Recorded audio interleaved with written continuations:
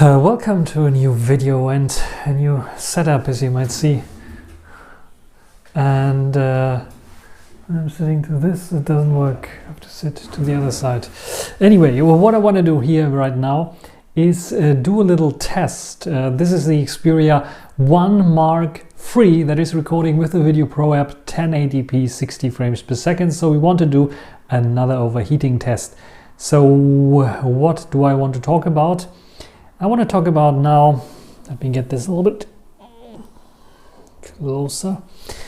So what I want to talk about now is why I won't get the Oppo Find X5 Pro or Find X5 or Vivo IQ9 or Vivo X70 Pro Plus that I got so many requests about for this show here to do a camera review about it.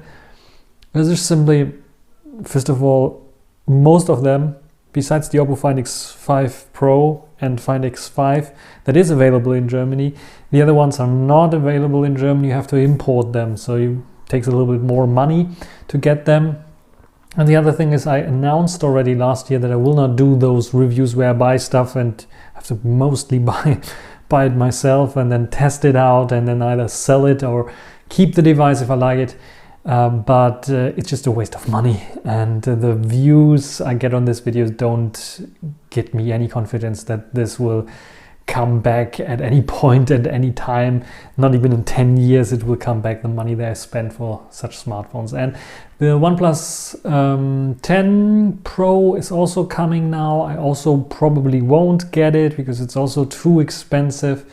And it is coming now to Europe. I think tomorrow is the release day. I probably will go in there. Not sure if I will do a video about it, but because it's here in Cologne, the release announcement of the global one, so it might be, or the experience that you can have there, might be interesting to take a look there, to meet people again, even in this Corona times eventually.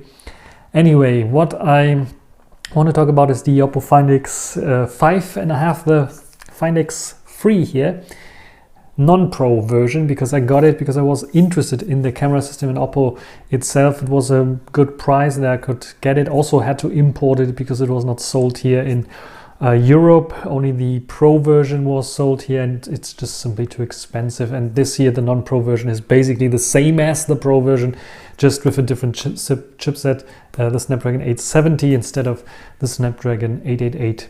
So this is a good device therefore. So what did Oppo do with the Find X5? They downgraded a little bit. Still, it's the flagship chip from last year. So they have now the Snapdragon 888 inside the Find X5, which is good. But they changed a little bit about the hardware. So the main chip I think is still the same, but they got rid of the gyroscope inside. Now the gyro, what is it?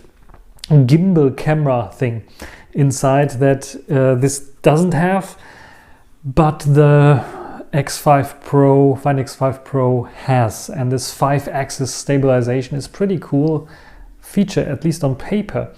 And the Find X5 doesn't have it, only has a 3-axis stabilization, which, yeah, also it's missing the gimbal, one of the interesting things, especially for camera reviewer, to test out. And yeah, makes it a little bit not so interesting for me, I have to say. The rest of the camera system also fails to impress. It's not the same as on the Find X5 Pro. It's just a downgraded version, so a little bit worse than this. And yeah, when it comes to the Find X3, Find X5 3 Pro, it has the same sensors, IMX766 for ultra wide and for the main camera. And the new Find X5 Pro keeps the same sensors. So the only thing they did is like having their own NPU, not even ISP, as I learned. They're using still the Snapdragon ISP, but they're doing computational photography on top of the photography using their own NPU chip. And this for 1,400 euros, I think it is. Either 1,300, 1,299 or 1,399, I'm not sure. But it's too expensive for Oppo, for the device. It's basically the same as this one here. This has also the very good LTPO display. first generation. This one maybe has second generation, maybe a little bit better, but in general it's basically the same. Also, the front-facing camera recording is also limited here, 1080p 30 frames per second for a device that is so expensive. Nah. I can understand it for another device, just like here the Xperia Pro I that I have, or even the Xperia 1 Mark III that I'm recording with, that has also an 8 megapixel sensor only, and it can only do 1080p 30 frames per second, but still it can do it with stabilization that is working. And the Find X5 Pro and Find X5, whatever I saw there so far, was non-stabilized, so very, very bad indeed. And I really don't like to record such things. Even if I'm not using the front-facing camera, I want to have the confidence, if I have to use it or want to use it, that it's possible to do something useful with it. And when it comes to the back cameras, where should I start? The Find X5 Pro's gimbal stabilization sounds so promising, but I saw various different videos, and no, it is not. It is like, especially in low light, you can imagine like 5-axis gimbal stabilization. It must be awesome for low light activity, and you don't get this wobble, you don't get this jumping of the... No, it is not. It is sadly worse, and it feels like either they have the wrong hardware, either the hardware is not working as it should, or the sound as it should be, or the software is not optimized for it. But I think it is like a combination problem of software and hardware. The hardware, there's a reason why other companies are not putting a gimbal system into their smartphone, especially the lens stabilization, putting on a gimbal. There's a reason for this. There's a reason why Apple is doing sensor shift stabilization and not gimbal stabilization. And there's a reason why others claim to have gimbal stabilization, the LG Wing, for example, but it's not doing it via hardware, it's doing it via software. Larger sensor, and just crop into the sensor, and then you have enough wide angle, field of view, and then you have enough thing to play around with.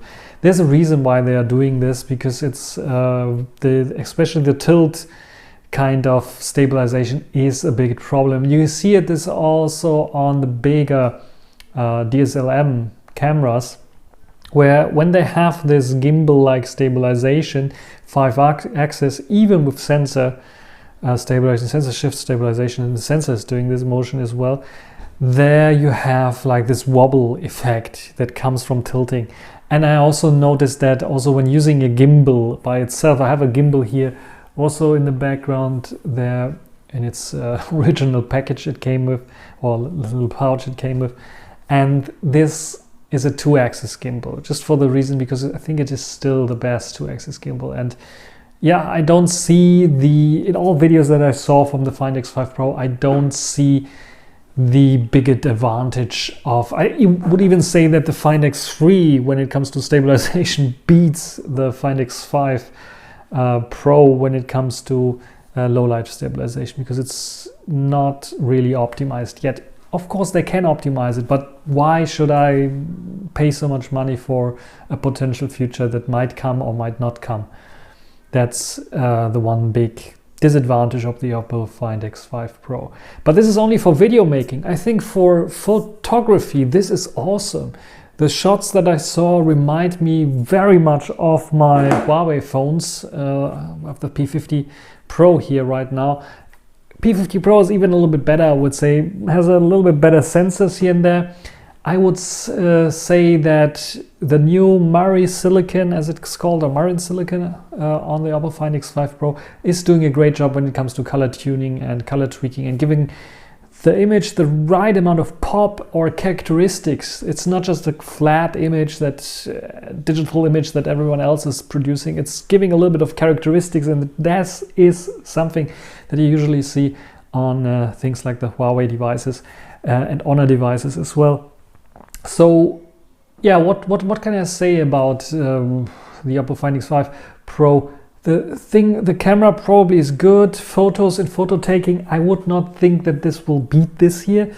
In terms of video taking, I think it's not a big upgrade to the Find X3. Photo taking definitely, but how much I have good photo taking things here. P50 Pro if I want to have a snapshot, or proper camera. I almost said like the Xperia Pro I that is acting like a proper camera. So if I want to have a good video shooter, this is a good photo shooter. I have this already. And the same goes for video shooting as well. These offer better stability here. Stabilization is better. It looks better in low light, even if you have only like the digital stabilization and OIS, normal OIS. And the same goes for the P50 Pro. So I have those already, which are also very expensive devices, and I think they beat the Find X5 Pro in photography and in videography. So why testing it, even if I'm pretty sure they're beating it, just to make sure that I'm right? I saw the videos already, and if you are interested, by the way, there are super genius-like channels already out there that are doing like video samples, like Dariush Tech, for example, that I can recommend. He's doing like lots of work. He had the Vivo X70 Pro, where he did some vlogging test and video test and camera test, and the same goes for Xiaomi 12 or the Oppo Find X5 Pro as well. So I think he's even doing comparison in a few days about the new Oppo Find X5 Pro against the Vivo X70 Pro. That could be Pro Plus even. That could be pretty interesting. So if you're interested in this, otherwise, when it comes to other tech reviews, I can only do recommendations of those people that I trust, that are doing good reviews and doing thoroughly testing out the camera. Hans Tech Talk, I think, is also a pretty interesting a guy from China that is doing probably has more smartphones than I. He is swimming in smartphones and has mostly the latest smartphones, is doing nice comparisons, and sometimes you have to take a look at the photos itself. It's not always like detailed zooming in, showing you stuff, but it is also pretty good, and they can get a feeling. And those are the primary sources I use when I want to test something out, like the Oppo Find X5 Pro, that I really am interested in testing out. But then I look at those and see, is it really improvement? If I have the predecessor already, is it really worth getting it? And I'm at this point where I say the Find X5 Pro is not worth getting it for me right now, just for testing it out and doing a video about it. But if someone wants to donate me a Find X5 or Find X5 Pro, I'm gladly accepting this as well. So if you're interested in donating, otherwise there's also PayPal, and what do I have? Flatter. What was the other thing? I forgot already. There's some donation options as well down there, so you can help me donating. You can help donate to me so I can get new gear and try it out for you if you want to have a video about it. But of course, most of those viewers are also interested in how is the camera performing, and depending on how it is performing, they either buy the device or not. So I cannot expect anyone to pay the full sum for sponsoring me getting the device or not. So that's a bit of a problem. When it comes to other devices like Xiaomi devices, Xiaomi 12 I think is a downgrade of the Xiaomi Mi 11, I have to say. So Mi 11 Ultra, everyone is waiting for a successor of this, because the Xiaomi 12 Pro is not really the successor of the Mi 11 Ultra, and you can see it in various different downgrades. I like it that Xiaomi is doing 50-50-50, so 3 50 megapixel sensors, but only one of them is really big, though still it's not the large sensor they had before, which was a 1/1.2 I think inch size sensor, which is like super amazing, and especially for low light as well, almost 1 inch size sensor, so it can compete definitely here with Xperia Pro I, for example. And yeah, this is also probably a sensor that we will see maybe in the upcoming Honor Magic 4 Ultimate, that supposedly also has a 1/1.1 inch size sensor, which is also very interesting for me. And this is also the major reason I'm like holding back right now, because I'm like holding back on the Oppo Find X5 Pro, I'm holding back on the Vivo X70 Pro Plus, on the Xiaomi 12, just to get and wait for having the camera beast here, the Honor Magic 4 Pro, Magic 4 ultimate if I have the chance to play around with this one, which might beat all the other ones. And yeah, interesting, more interesting device for me, because all the other ones are like several only slight upgrades to the predecessors. Like I said, the Find X, just slight upgrade to the predecessor. And then the X70 Pro Plus, the predecessor was sold here in Europe, but the successor, so the X70 Pro Plus, is not available here in Europe. You have to import it. Costs a little bit extra again, and I know some people have it, but it's still around 900 euros, and it's a bit expensive still.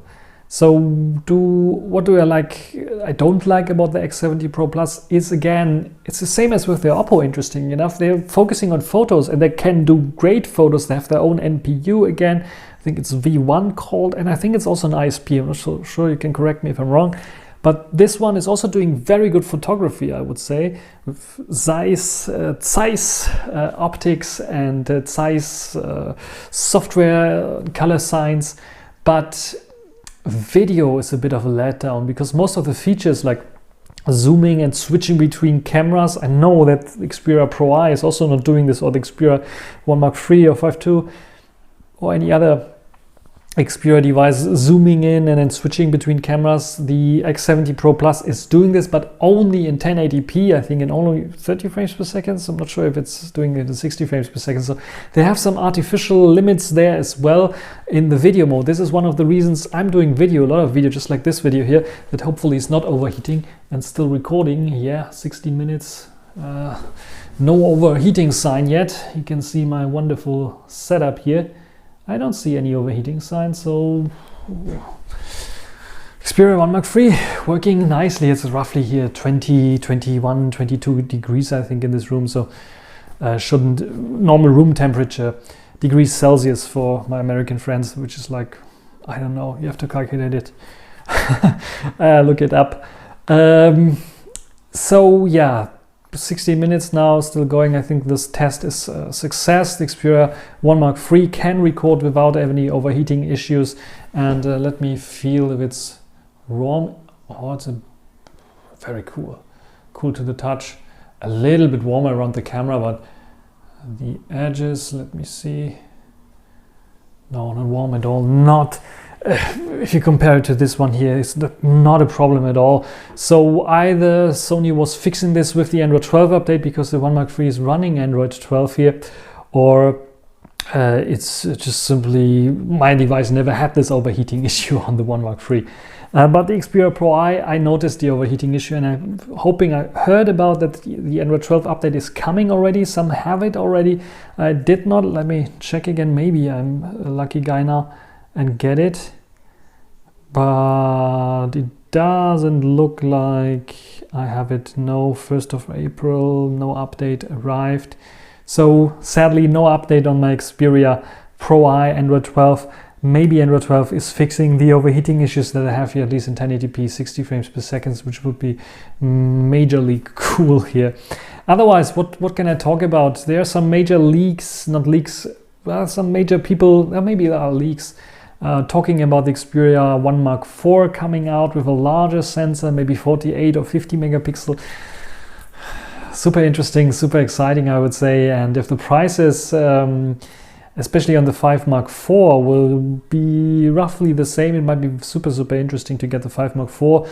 The 1 Mark IV with 20% price increase, like in the same ballpark as the Oppo Find X5 Pro right now, it has to have major upgrades in terms of camera. Another Find X3 Pro to 5 Pro with no major upgrades in terms of camera sensors and camera performance, I would say, would be a major bummer. So it cannot be a 1 Mark II, 1 Mark III, which was like not basically the same, with just one zoom lens updated.